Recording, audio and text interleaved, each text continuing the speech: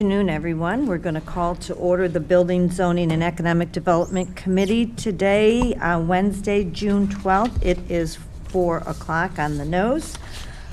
Clerk, could you please call the roll? Chairperson Patty Smith. Here. Vice Chair Shweta Bate. Here. Alderman Carl Franco. Here. Alderman Mike Seville. Here. Alderman Bill Donnell. Here. 5 present. Thank you. Our first item is item number 24-0419. That's the approval of the minutes from the Building, Zoning, and Economic Development Committee meeting, which was held on May 29th, 2024. So moved. Second. We have a motion by Alderman Franco, second by Alderwoman Bate. All in favor? Aye. Thank you. Clerk, do we have any public comment today? Yes, we do. We have 2 people signed up. Okay, could you please read the rules for public comment? Yes. Pursuant to the Open Meetings Act, all persons shall be permitted an opportunity to address public officials under the rules established and recorded by the council. Under our rules, any person may address the BZE committee for up to 3 minutes with a maximum of 30 minutes allotted for all public comment. No person other than the timekeeper or the chair, for the purpose of maintaining order, may interrupt a person recognized for public comment during his or her comments. Members of the BZE committee shall not engage with nor respond to a speaker during the time set aside for public comment. Staff is directed to follow up with members of the public with respect to any concerns raised during public comment. Thank you. And our first person for public comment? Ms. Cynthia Rocha. Ms. Rocha? Would you mind if we switch the order? Is that allowed? I'm not Rather sure. for Anna Rocha to speak before I do. Okay, Is that allowed? that's allowed. Patrick. Patrick? You're good? Yes, yes, it is allowed. So the second person for public comment? Ms. Anna Rocha. Anna Rocha, if you'd like to step up. Ms. Rocha, you have 3 minutes. Please state your name, and you can go ahead and start now. My name is Ana Rocha. I reside at 1008 Lebanon Street, right next to Lebanon Park. It was brought to my attention that AT&T is trying to put a tower in the park.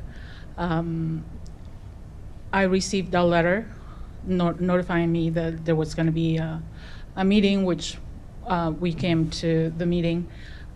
We talked to the neighbors. Just like beside our house, only 2 or 3 more houses received the letter. The rest of the neighbors didn't know about the meeting, didn't know what was going on. They didn't understand what's going on. They just saw the yellow sign by the park announcing the meeting. They had no idea what the meeting was for because they didn't receive the letter of notification. And even if they did, the letter was only in English, which if they did a little research around that community, most of the people do not speak nor do they read English. So in order to this notification to be valid to that community, it should have been bilingual. It wasn't. Then it was brought to my attention too that there is no problem putting towers in schools or parks because ACC has one. I was a member of the board when the tower was put in place. I since then don't sit in the committee because the community was not informed until it was done. The community was not informed around the ACC school. Also, they tried to put on a tower by East Aurora High School, I think 2016. Somehow the community there found out before the meetings, and everybody spoke out, and everybody was against it, so it wasn't put in the East Aurora High School. With that said, all the people we talked to over the weekend, they're against the tower to be put in the park because they're now aware of the health risk of having a tower close by the house. I know they say that we all use cell phones and everything, but we have a choice to put them away, turn them off. The tower, we do not have a choice to turn it off. And I guess that's my time. If 4 seconds. I guess Thank you. that's- Thank you for your time. Ms. Cynthia Rocha? Before I start, is it all right if I pass I'm copies going to have to you you all? come forward. Sorry. And you- These are just copies of the letter that we all received or that was sent to the houses within 250 feet. Sorry, thank you. If you would please state your name and before you begin, and you will have 3 minutes. Yes, ma'am. Give me one moment. Before the record, my name is Cynthia Rocha. I live at 1008 Lebanon Street. Okay. All right. Am I good? Okay, perfect. So, hello. I am here today to represent my community whose informed consent has been grossly overridden surrounding the intended installation of the cell tower within Lebanon Park. I bring here 145 signatures via as of 3:25 p.m., all of which are opposed to the implementation of the cell tower. Due to time constraint purposes, I will provide the medical side effects in layman's terms, but I have my sources with me if anyone would like to look at them. While radio frequencies are present unanimously throughout urban and suburban lifestyles, there is not much understanding by the general public of the actual side effects. For people living in affected residential areas like my community would be, those side effects would include cancer, tumors, kidney damage, exacerbation of pre-existing conditions, birth defects, heart disease, diabetes, heart pressure, high blood pressure, Alzheimer's, and Parkinson's, to include a few. These notices that were being put up, I went door to door, and the majority of people were not present to sign and therefore never received the notice which you all have in front of you now. Also, it was, as my mother previously spoke, there is a language barrier. The majority of people there are predominantly Spanish speaking, and there was no translation meant for them, which means they couldn't have consented if they were not properly informed. We explained using scientifically sound sources to the community of the health effects, and overwhelmingly the community opposed. Majority already having a pre-existing condition that could be exacerbated.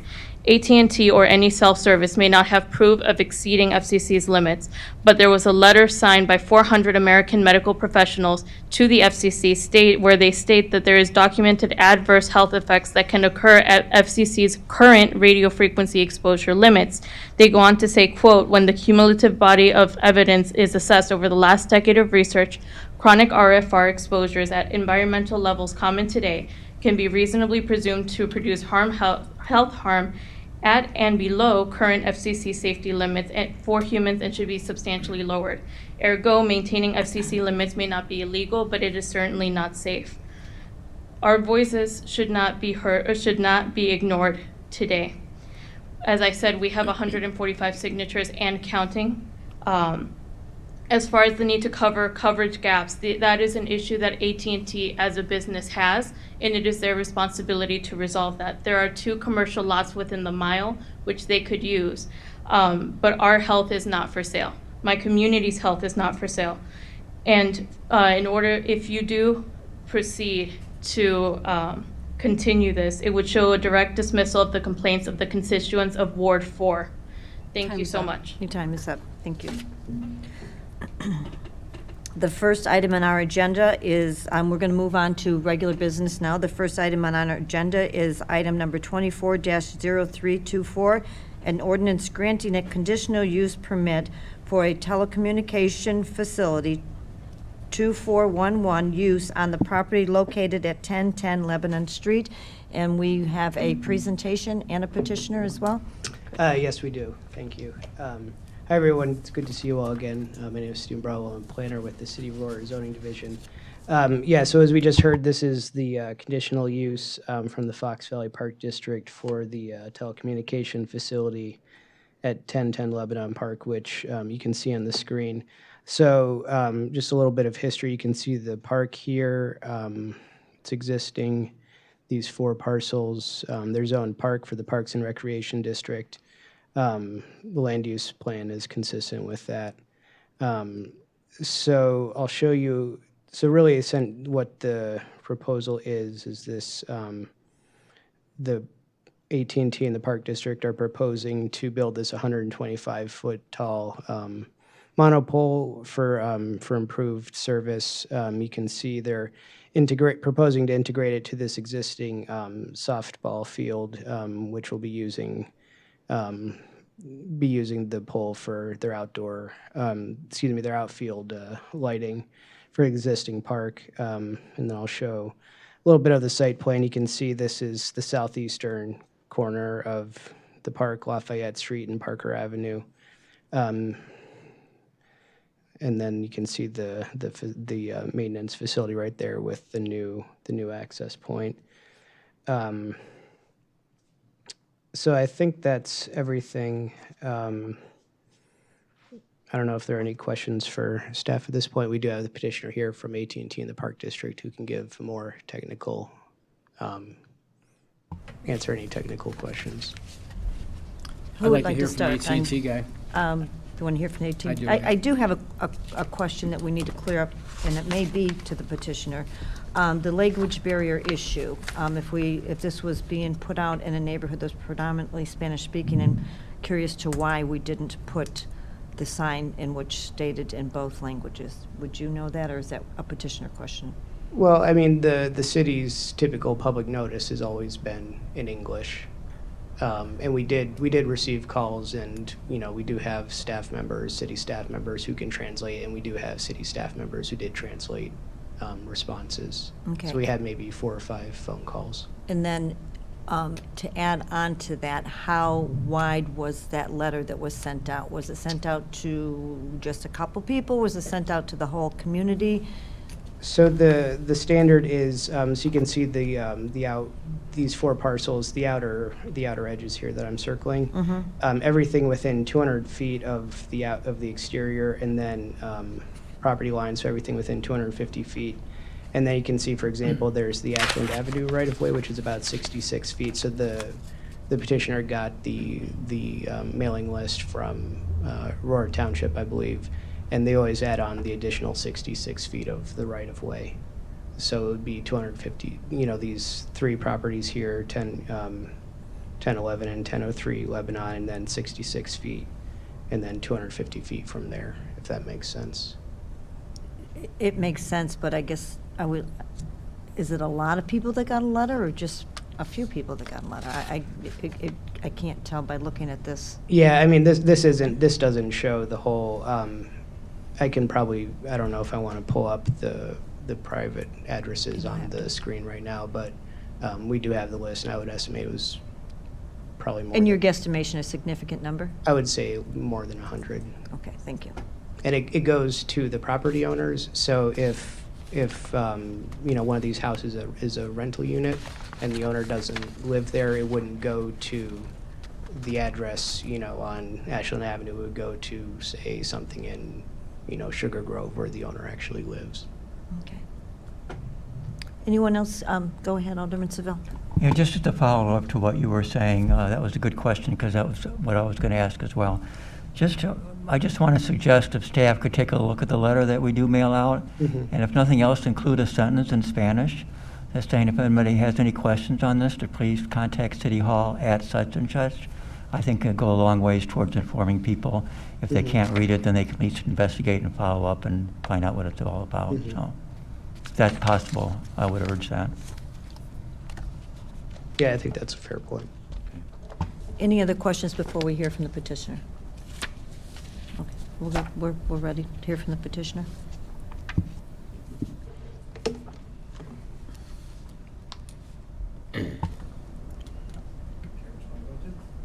Yeah, it doesn't make a bit of difference. If you wouldn't mind just stating your name before you get started, I would appreciate it. Absolutely. Good afternoon. My name is Andrew Flowers. I am the Senior Real Estate and Construction Manager for AT&T Mobility. Do you need my address too? No, we do not. Okay, excellent. Good afternoon. AT&T is proposing to build a communications facility in this park to address a need for the community that is showing up in our network systems. I have some maps that I will pass out to you guys that we can walk through and basically help you understand why we're doing what we're doing in this particular park. The facility was discussed by staff. It's 125-foot monopole that is really replacing an existing tower that's already in the park. We're just replacing it with a tower that can hold our equipment. At the base of that tower, there will be equipment communication shelter that will have an internal generator in it to back up the cell site in case the power goes down for an extended period of time and there's only so much battery life. The facility will also have landscape placed around it. We're also open to changing that landscape out to something different that the staff or the cities would like to see in the park. We do have a signed lease agreement with the Park District. That lease obviously allowed us to help move forward with this facility. Can I just pass these out directly to you guys, or I saw somebody else come up before, and here we go. Wait, 1, 2, 3, 4, 5, 6.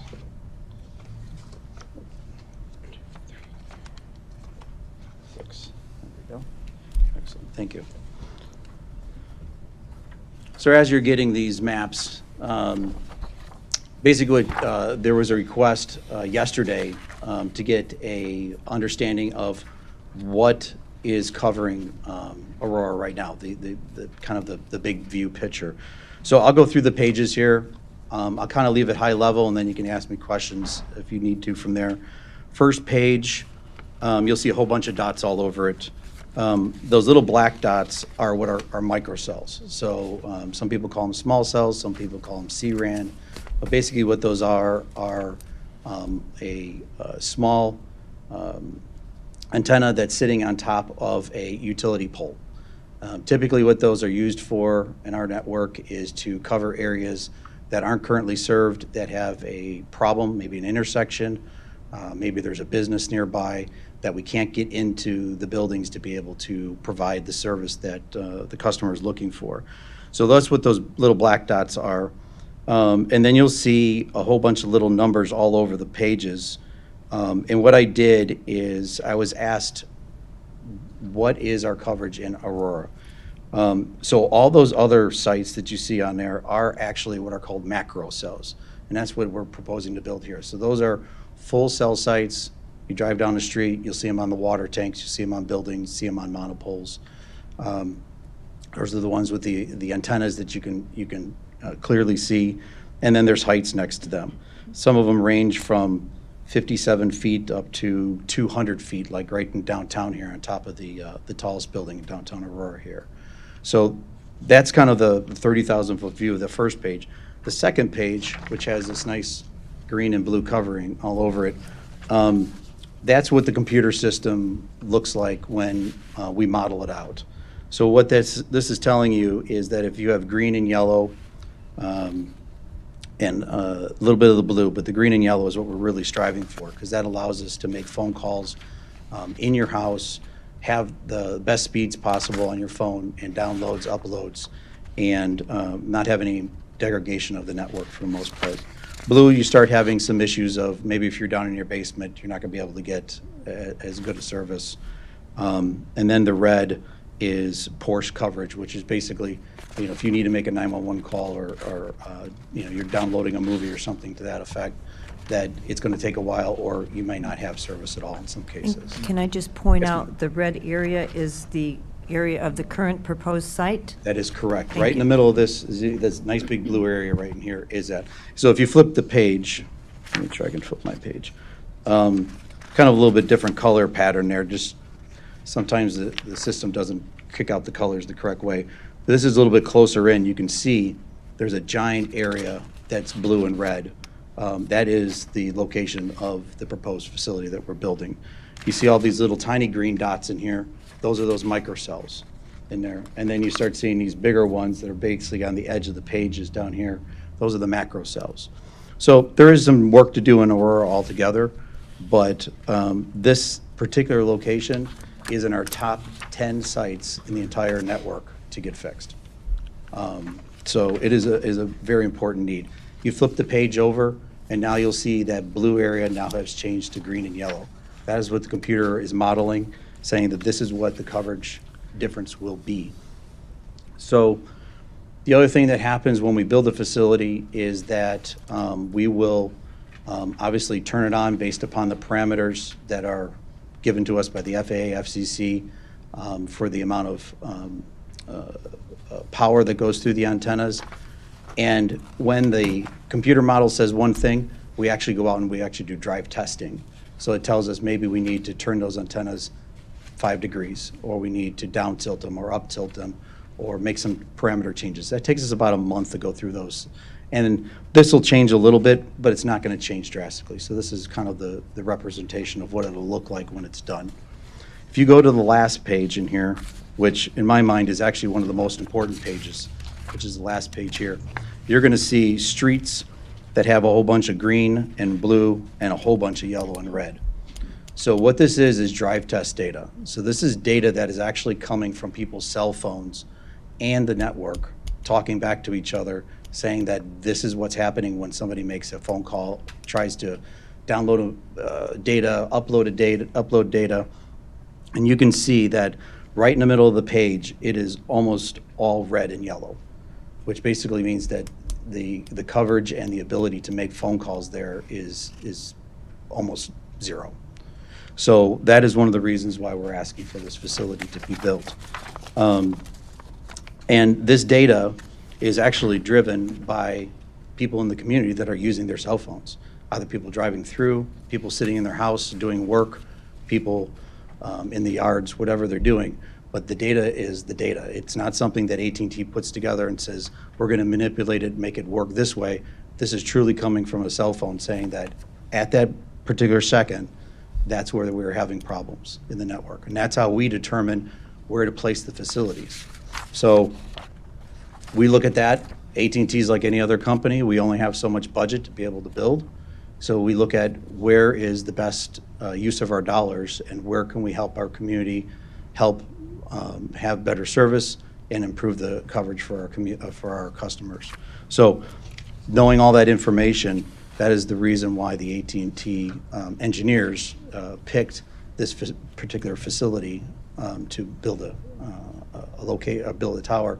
In addition to that, the Park District has, I believe, 4 other locations in the parks. So we know that that's a willing landlord to help us along our way to get things done. The tower is actually built for multiple carriers to use. It's not just for AT&T's use. AT&T obviously will build it. We will maintain it.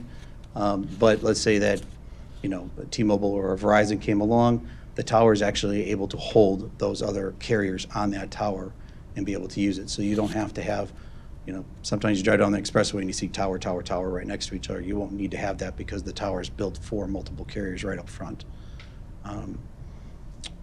Let's see what else there was that I had. In regards to health and safety, AT&T is committed to making sure that all of our facilities are within the limits that are given to us by the FAA and FCC.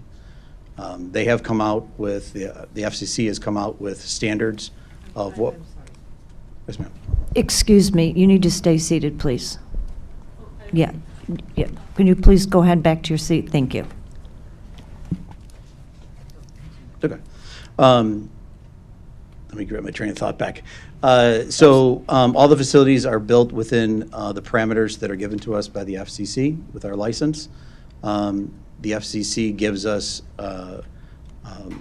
limits of what the power can be at the site, so you can't have a carrier come in and turn the power all the way up on a site. There is limits that we need to live with that are required in our license. The other thing that happens too is that people have this notion that why can't you just build one cell tower and cover the whole community, right? And it doesn't work that way. 30 years ago, people remember the bag phones or the big brick phones, right? Those were like 5 watts. So I could literally pick that phone up, make a phone call to a tower that was probably 15, 20, 30 miles away, and it would work. Now, we've had all these new frequencies been given to us, purchased, And you start looking at the ability of those frequencies, and now you need the towers to come down in height and get closer together. So like in downtown Chicago, we actually may have a cell site that's every block or every other block, right? Because of the cell phone usage, the sheer amount of capacity that goes through the system. You can't have, 5,000 people using one cell site, or you can't have the ability to make all those phone calls. So that's what the engineers start to look at. How high does the tower need to be? Where do they need to be placed? And they kind of put all those parameters together. But going back to the FCC limits on RF exposure, I'm going to read you a little something that comes right off the FCC webpage. So the FCC limits on RF exposure, called the maximum permissible exposure, MPE, limits are based upon the recommendations of two expert organizations, the National Council on Radiation Protection and Measurements, NCRP, and the Institute of Electrical and Electronic Engineers, IEEE. The FCC also consulted with the Environmental Protection Agency, Food and Drug Administration, and Occupational and Health and Safety Administration, and National Institute of Occupational Safety and Health, and obtained their support for the current regulations that all carriers are under. In 2019, the FCC, after 6 years of public comment and examination of the RF exposure requirements, obtained its RF exposure standards and reiterated the effectiveness, but updated them to account for more frequencies and bands and clarification and mitigation requirements. So really what that means for us is that when we build a facility, we do an RF exposure reports. We do one before and one after. So we want to make sure that, one, there isn't something happening on that site we don't know about that's emitting RF information that, one, may affect our site and how it functions, and two, making sure we don't go over the maximum limit that's in the area. Second thing is that we do one afterwards. So we do that to make sure that when the site is turned on, we know that it's within our limits. Because if we're not within our limits, we can actually get fined, I believe it's about $10,000 a day per site, if we're not within our limits to get them corrected. The other thing that AT&T has is that all of our network is connected back to our operational departments. So when we turn around and turn the site on the air, if for some reason the storm comes through, lightning hits the radio at the top, fries the radio, and all of a sudden it's not functioning within proper parameters anymore, we will know that within a couple of minutes. We'll put that on a ticket, get somebody sent out, change out the radios so that it's back into the limits again, right? Sometimes that happens to antennas too. So AT&T and safety is paramount with us. We also want to make sure that any of our network that is built, anybody that goes out to do work on the cell sites, they're also in compliance. So you have the general public, and then you have occupational people like tower climbers and things. So when we have them go out to a cell site, we will also mitigate their exposure by turning the cell sites down or turning a sector down at a time while we replace radios and things like that. This particular cell site, one of the reasons why I wanted to put on this sheet here with all the heights, you will see that kind of the general height in the whole area is that about that 120, 125 feet. And when you start looking at the exposure levels that AT&T has for RF emissions that come off of a cell site, when we do our reports, most of those reports are produced by a third-party company so that they can be, it's not AT&T producing them, and that can be part of our CUP to provide you with before and after. And some communities want it once a year to make sure it's staying in tolerance level. We can definitely do those kind of things to make sure that we are operating correctly. So I'll answer any questions you guys have, well, as much as I can. Okay, who'd like to start? Alderman Franco. All right, I got a couple questions. Let's start with the last page of this. I think there might have been an error in the legend. You said red and yellow is bad coverage, but under here you have under legend, good coverage under yellow. I mean, that's what the legend says. So is that a mistake? Should it? Yeah, it's probably more It of should my, be fair it's more of my coverage, term, probably. it's more of my terminology. We look at red, yellow, green, and blue. Right. I actually think that when the RF engineer produced that, those two should be swapped, because if you look at the Right. other pages, they're all the same. Right, okay, Yeah. so I just wanted, I Yeah, just so saw that, so I the just wanted to green make and sure. blue are Right. the Okay. the good coverage, yes. All right, then you said something about in Lebanon Park, you're replacing an existing tower? Can you explain that? Because you Sure. already have one there? No, it's an existing utility tower for the light standard in the park. Oh, okay. So we're replacing, I think it's a 40-foot tower, I think it is, Okay. light standard. A lot of times we like to use those. So if you go like to a high school stadium, typically those towers are probably built to hold, the huge amount of lights and a cell carrier. This one does not. One, it's too short, doesn't even get over the tree line. And two, the equipment that we put up there, it's probably right around about 2,400 pounds. And, it needs to be much bigger than it is. And it's also built for multiple carriers, so that's Right. why it's being replaced. And then I see on this map, and basically on what you said too, some of these taller ones, these macro cells, which are 60 to 170 feet tall, appear to be in neighborhoods or next to residential in some of these areas. That is correct. And then you said that in Chicago, it's kind of almost every other block, so obviously that's pretty close to residential too.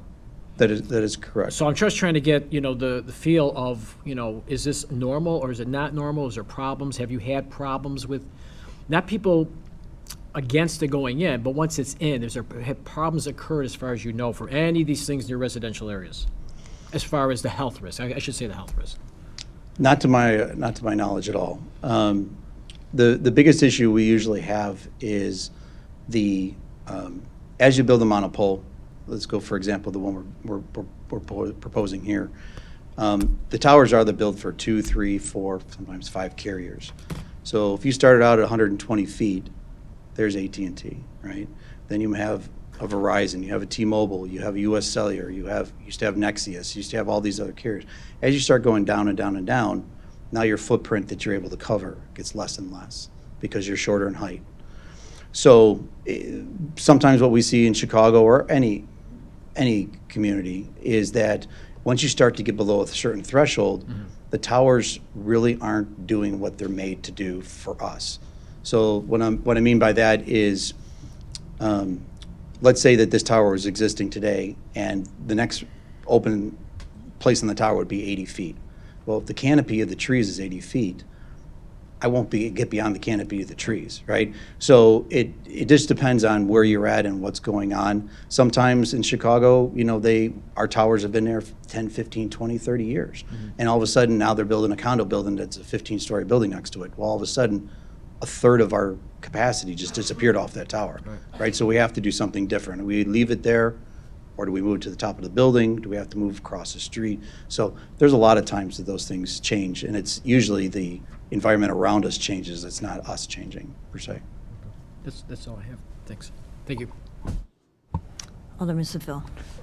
Yeah, a couple years ago, we had a situation where Verizon was putting up cell towers across the city in the Parkway. And the state of Illinois changed their statutes to circumvent all municipal local ordinances on the regulation of these cell towers. So all they had to do is to meet local permits and standards and be able to erect them. Was that just specifically geared towards Verizon, or can that any cell tower and cell producer like yourself, AT&T? The legislature changed the laws, and it's for any. For any, and there's the reason why you're not choosing to locate in a parkway and not having to get city council approval and instead of located in a park? Yeah, so that's a really good question. So if you go back to let's go back to page 2. So you got this green and yellow and this map here. You see these dots that are all kind of clustered near our area, right? Those are all for the the small cells, right? So those are what you're talking about that, AT&T, Verizon, T-Mobile, everybody uses to fix usually problem areas, right? They only are made to cover about a block and a half, sometimes 2 blocks, if that. The problem with them is that there's almost no capacity to them. They're below the tree line, so they don't really kind of connect onto the next cell sometimes. So when you're driving, you could be having a phone call, and then sometimes you have service interruptions, or you're downloading a movie or whatever it is, you have service interruptions. So they're really kind of a stopgap measure sometimes to fix. So that's why we've come in, and our engineers has decided that, if you look at this whole cluster up here, we probably could have kept on doing those, right? You probably need 40 or 50 of them to do what we're doing with one tower. And there's almost no way on those smaller facilities to upgrade them to have capacity.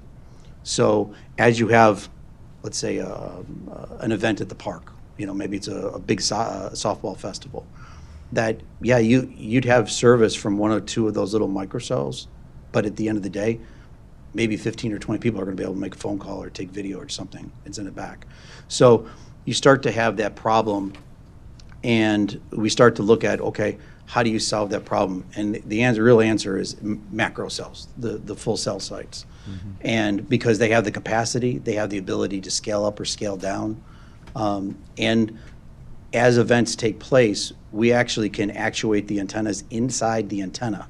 There's actually these little tiny antennas that look like hairs inside the antenna, and we can take those back from our remote desk and change that by a few degrees, and now have better service inside the park if there's a big event.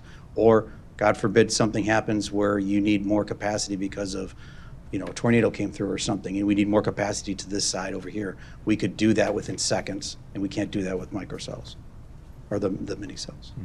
Thank you. Yeah. Alderman Denell. I have a couple questions. Thank you. So this map that on the front one, Yes, sir. is that only AT&T cell sites? That is correct. So you mentioned there's a half a dozen other ones, so those would be a half a dozen other maps? You mean like other carriers? Yeah. Yeah, yeah. We don't keep the other carriers' information in our system. Besides, we know, like if we're on a water tank, we know that T-Mobile's there or Verizon's there, right? Because one, we have to make sure that our antennas don't interfere with their antennas, even though we all have our own frequencies. If you put the antennas too close together, they get something called PIM. So they start to basically make noise between each other. So we know where those are at, but we don't basically keep records on the other carriers. So I guess what I was my next question is, so you've looked at this area and there isn't an opportunity to co-locate on somebody else's tower? There's nothing else in that vicinity that we can use at all. And I know we're not really supposed to respond to questions from the audience, but it was mentioned there was a couple of commercial sites in the near area. Have you looked at those, or would those work for you? So those are things that when we are looking at facilities to build in the beginning, our site act company that works for us goes out and we give them parameters. We need 150-foot tower. We need this particular dot on a map. Get as close as you can to that so that we can optimize our network, right? Reality is that doesn't work all the time. Sometimes literally they're in the middle of a lake, right? It's like we need to be someplace else. So when they go out and look at everything, the site act company will then look at the zoning ordinances. They will look at what the city is previously done at parks, municipal water tanks, municipal buildings, private buildings, right? They will look at all that and kind of put together a packet to come back to the RF engineers and say, out of everything we've looked at, here are the top 1, 2, 3 items that we've looked at that we believe that we get through zoning and permitting, and it meets your criteria that we're looking for. So to go out and say, does that property to the west or south or wherever it is work? The answer is, I don't know the answer to that question, right? But I can tell you that that's not where we had the problem, because if we had the problem where those locations are at, 1 or 2 things happened. One, the RF engineer said, no, that's not exactly where we needed to be, or that landlord has said no. And a lot of times it's the landlord said no, because if you see an empty parcel of commercial land, there's very few owners that are savvy enough that say, we're going to take up a 30 by 30, a 50 by 50, whatever area out of their commercial lot, and they're going to get that much less for their commercial property because now they can't build a bigger building, right? Because we're taking up space. So in this particular case, we know that the Park District has done work with the cell carriers before. In our mind, we are really just replacing a cell tower with an existing tower that's in place. It's just bigger.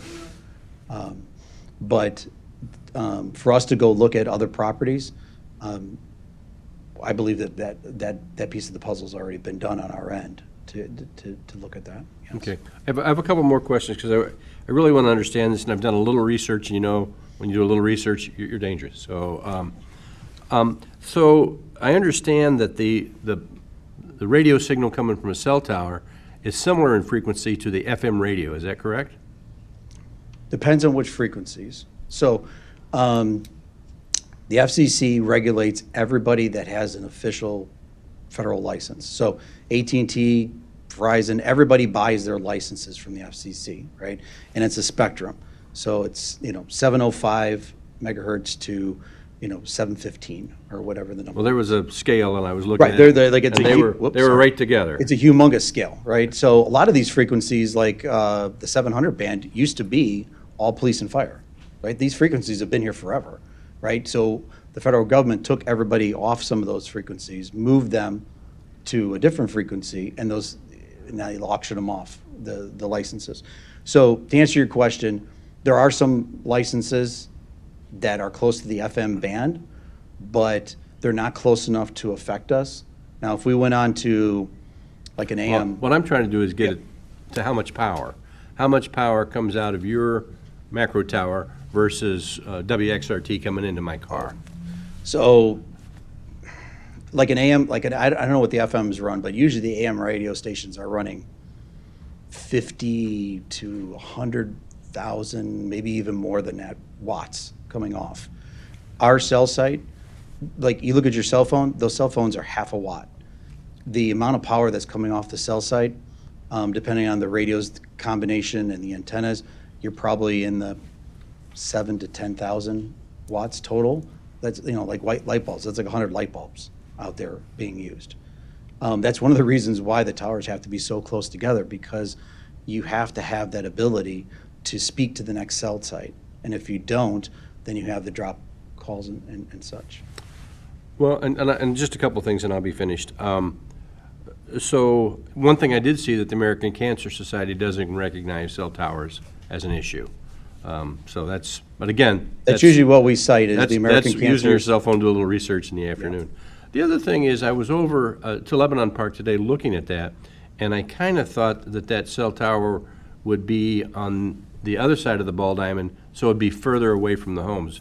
Right now, it looks like it's 124 foot from the nearest home because it's on that outfield fence.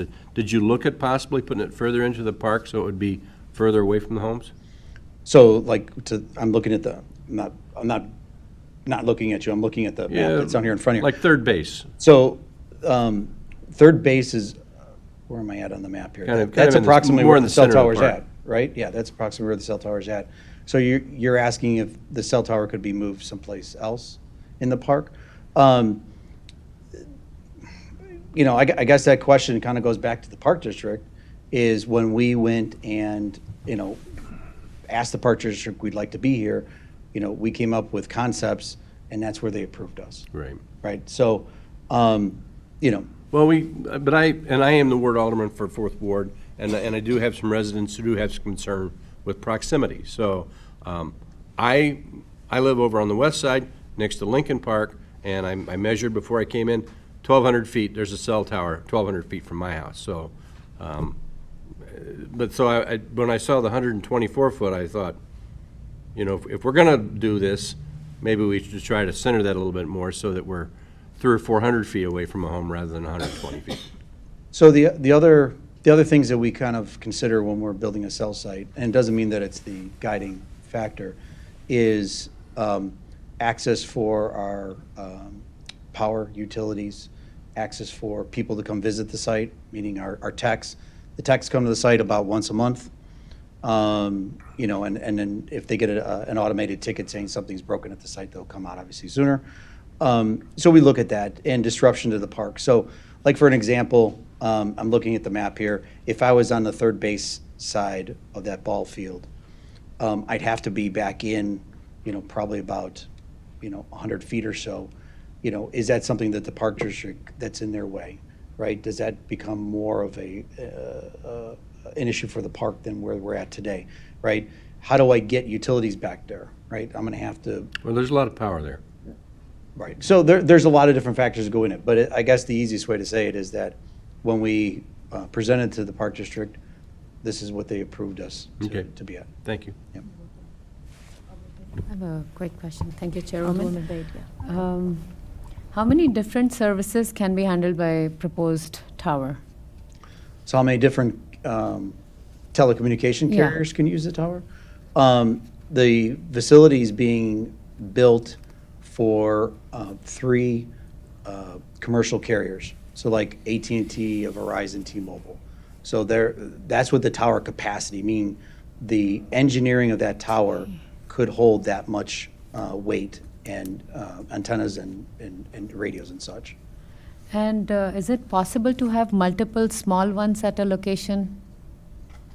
So Instead of instead of having this tower one. having multiples, is it possible? Anything is possible in engineering for the most part, right? The easiest answer is no, it's not possible and it's not economically feasible either. Like I said earlier, if I were to cover this area, I might need 20, 30, 40, even more than that cell sites in residential yards that are, utility easements that run behind people's homes. I literally have to put them in people's backyards in some cases because I need that many of them. And then I can't scale up, meaning that if there's an event going on or technology changes, it's only one antenna in there, right? The antennas that are on this tower are actually dual band, and dual band antennas. So there's 6 antennas, even though you see 3 up in each sector.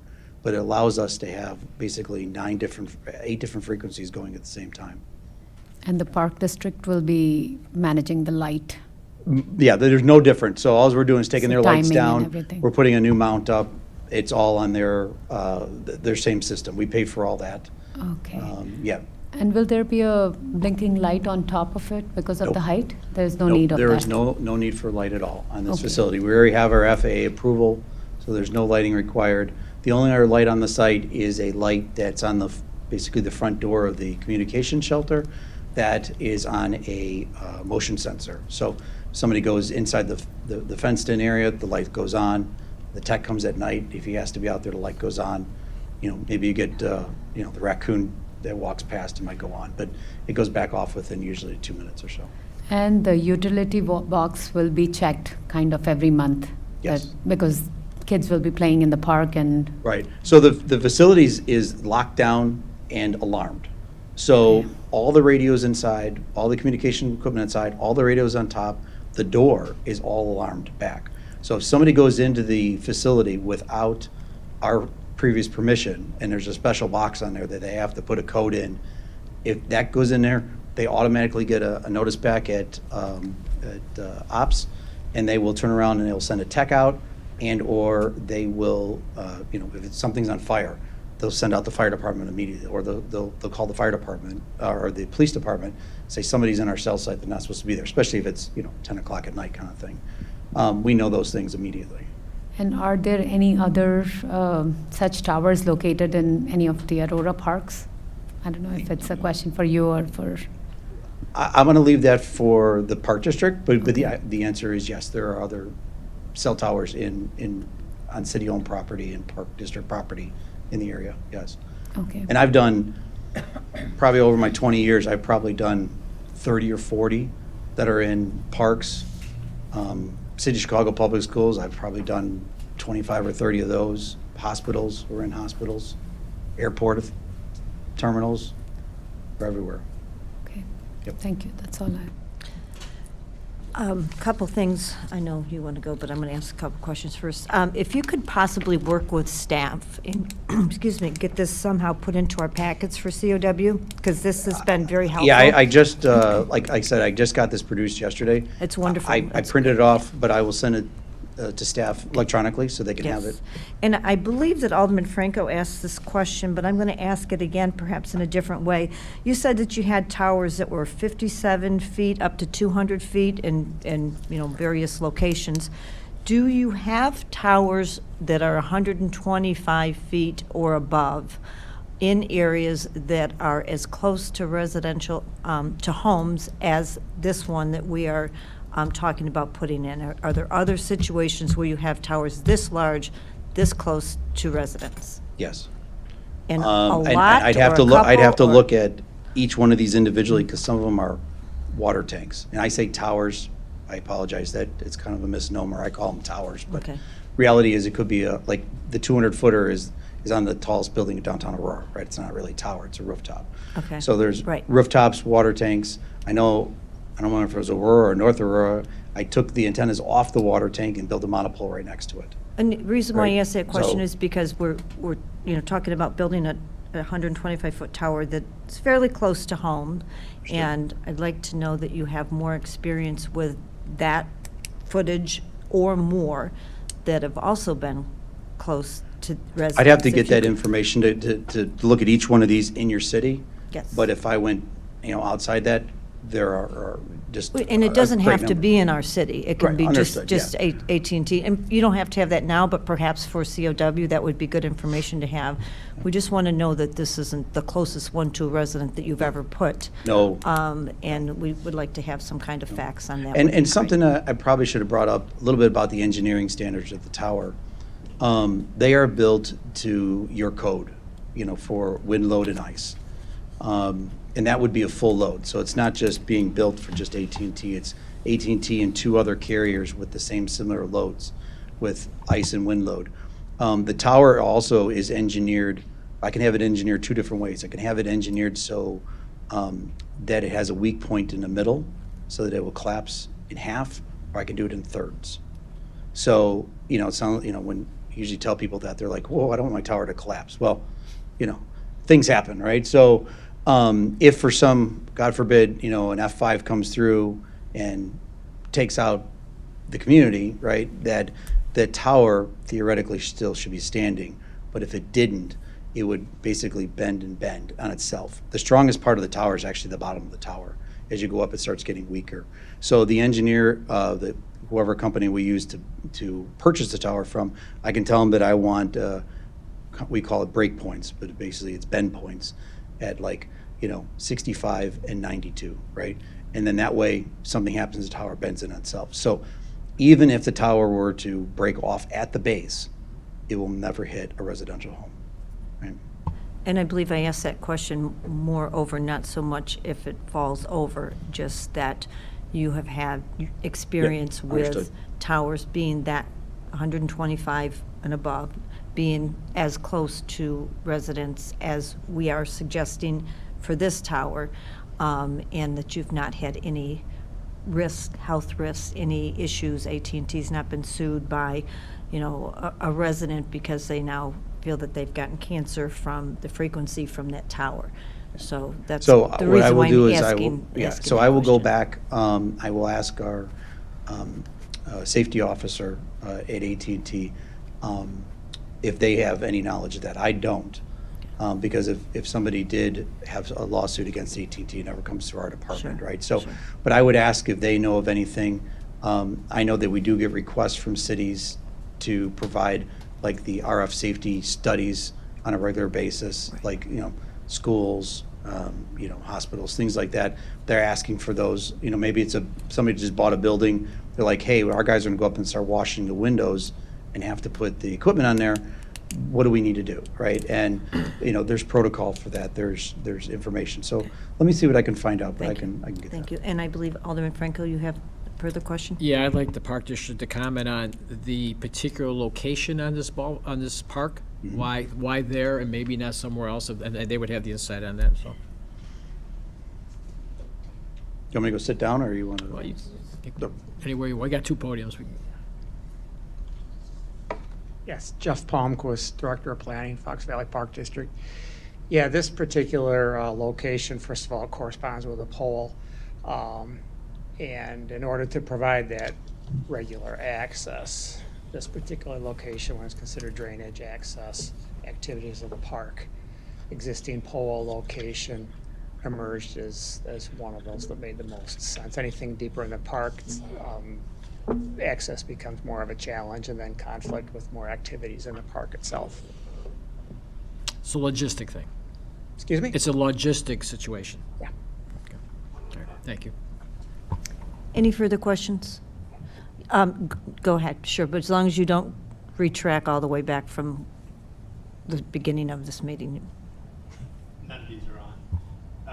Thanks, Madam Chair. Just real quick, and if this question's been answered, I'll watch the video later, but what I heard you say was it's about a half a watt when it gets to my cell phone, but coming off the tower, it's 7,000 to 10,000 watts. Coming off It just depends on what frequencies we're using and the levels out there. Yeah, so every cell site's a little different because every cell site doesn't use every technology. It depends on, if you're more in an urban area, you're going to use more technology because you need to have more of that bandwidth. If you're in rural areas, then it'll be different. So the signal dissipates. yes, Do we know what it is at the 250 feet? I do know now what that is right at this moment. And other than that, Madam Chair, I also was interested in the RF safety studies, so hopefully we can get those added to our package as you recommend. Thank you. Any further questions before we move forward?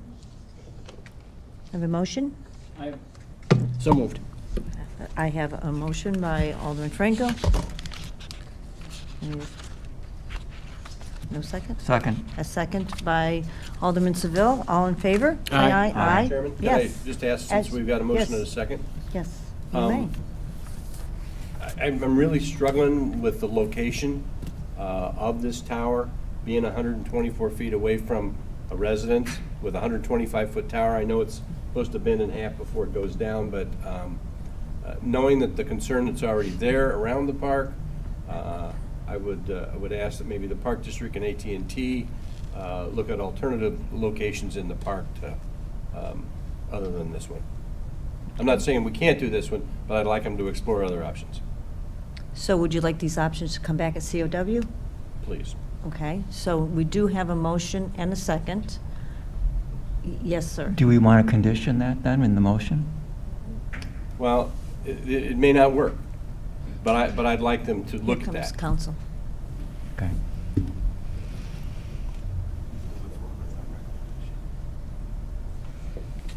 Good afternoon, Assistant Corporation Counsel Patrick Collins. There's a motion and a second that's already on the floor, Correct. so you would have to vote on that.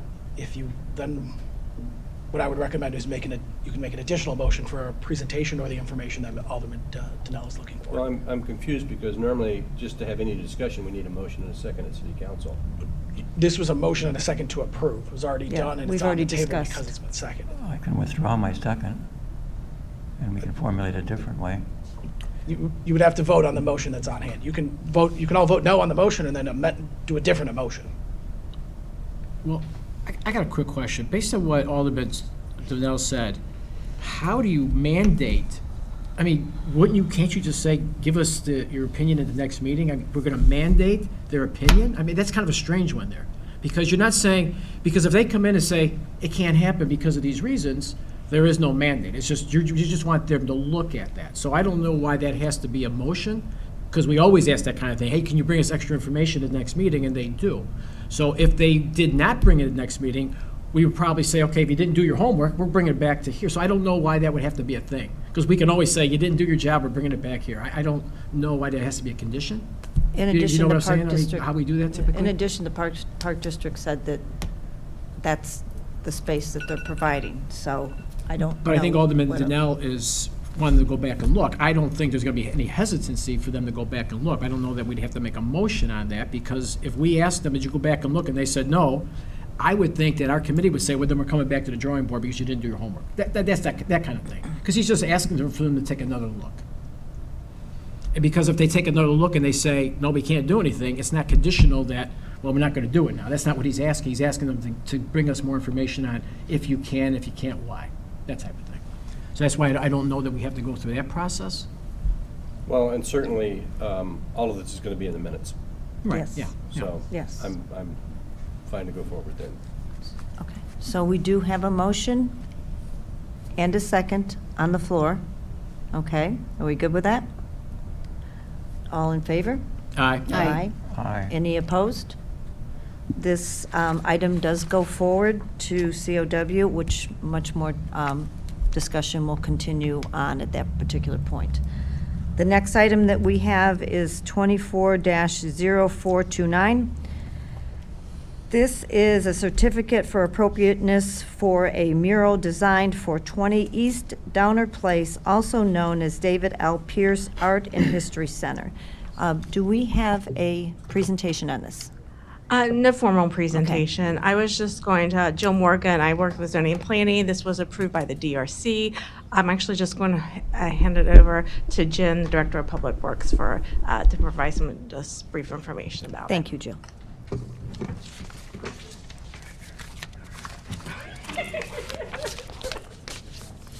Ben Byrne, Director of Public Art.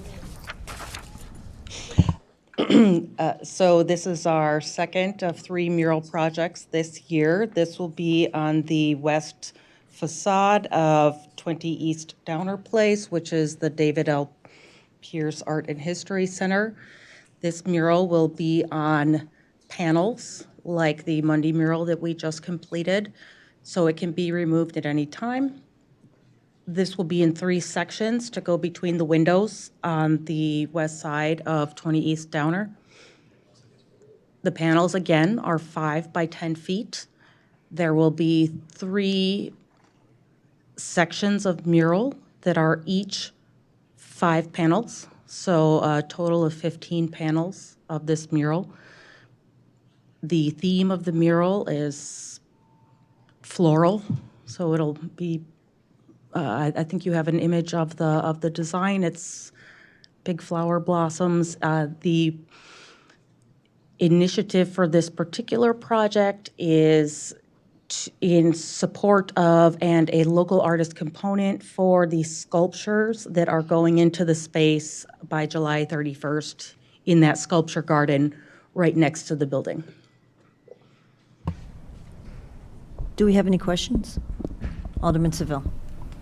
Yeah, John, I see that the Design Review Committee approved a contingent on the Public Art Commission looking at it June 6th. I imagine that was both favorable as. Yes, the Aurora Public Art Commission unanimously recommended the design for approval. Okay, all right. Any So, further looks- questions? Looks good. Yeah. Motion? Motion to approve. Second. I have a motion by Alderwoman Bate, a second by Alderman Seville. All in favor? Aye. Any opposed? This motion moves forward. We have no need for a closed Motion to session. adjourn. And Second. we have a motion by Alderman Franco to adjourn, second by Alderman Seville. All in favor? Aye. This meeting is over. Thank you.